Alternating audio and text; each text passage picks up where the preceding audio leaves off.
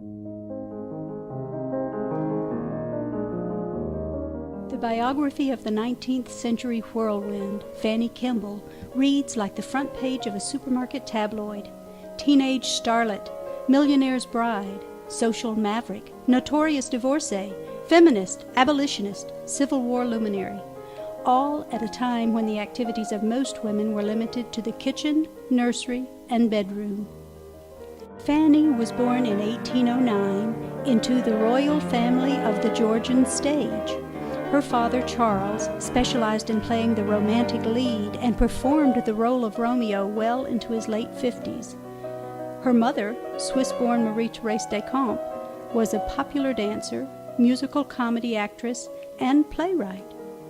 Her uncle, John Philip Kemble, and her aunt, Mrs. Sarah Siddons, were among the greatest Shakespearean actors who ever lived. Ironically, Fanny's parents never intended for their daughter to become an actress. They sent her instead off to France to study language, music, and the continental refinements necessary for a suitable marriage.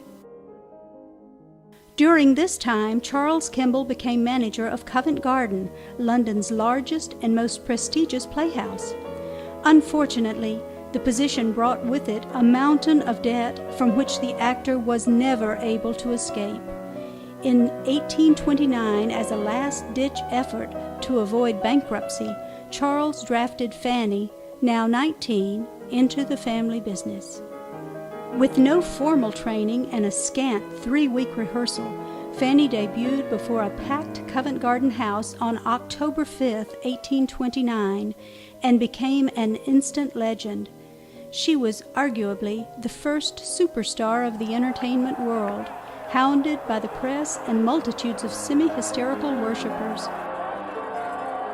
Although she preferred performing the classics, audiences demanded more popular fare, and so for 3 years Fanny would alternate between a play of Shakespeare's one night and a muddy melodrama the next. By 1832, with his personal finances still in a shambles, Charles persuaded his daughter to accompany him on a theatrical tour of America. On the 5-week sail to the United States, Fanny began a daily practice that was to continue her entire life. She started recording her observations and musings in a journal. In America, Fanny filled theaters up and down the eastern seaboard. The ingenue's youth and style attracted as much notoriety as her acting. Shops were filled with Kemble caps, and young women adopted the Kemble curl, creating a fashion craze that took the country by storm.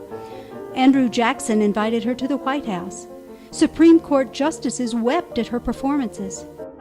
Despite this immense popularity, Fanny loathed the acting profession and longed above all else to become an author. In 1834, when Pierce Butler, a wealthy Philadelphian, proposed marriage, Fanny exchanged her theatrical career for a fashionable home on Chestnut Street, where she hoped to concentrate on her writing. Although she despaired tongue-in-cheek after the birth of her first child in 1835, when she said, "Though a baby is not an occupation, it is an absolute hindrance to everything else.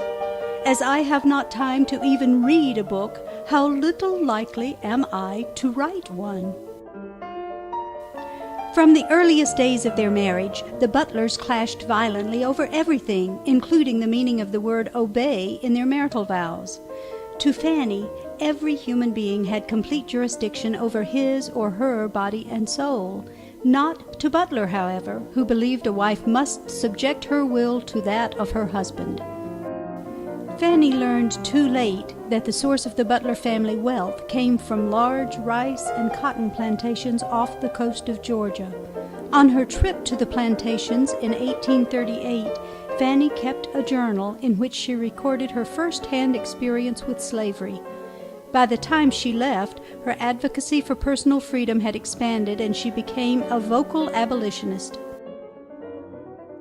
The couple's irreconcilable differences contributed to several lengthy separations, which finally forced Fanny back to London, where, to support herself, she returned to the stage, playing opposite the current superstar of the day, William Charles Macready.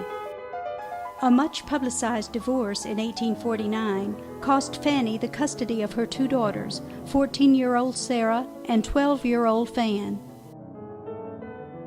Shortly afterwards, Fanny's name once again appeared in the newspapers, this time for being one of the first women ever to wear the scandalous costume called bloomers.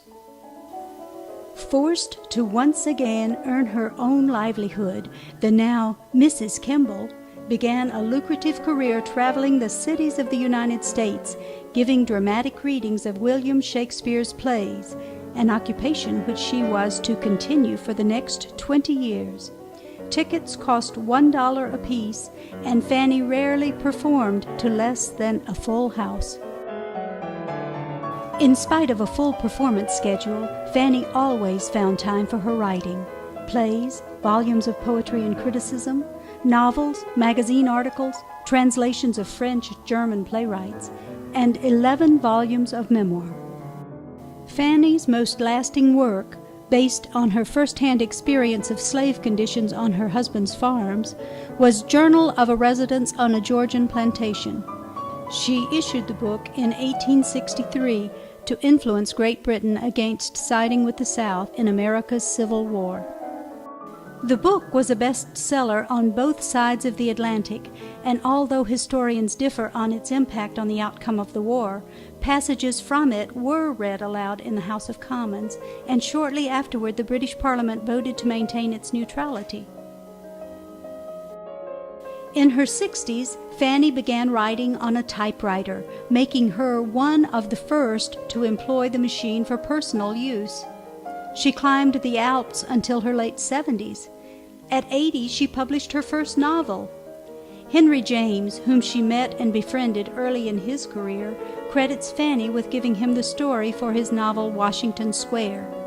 When she died in 1893, James said at her funeral, "With her wonderful air of smoldering embers under ashes, she leaves a great image, a great memory."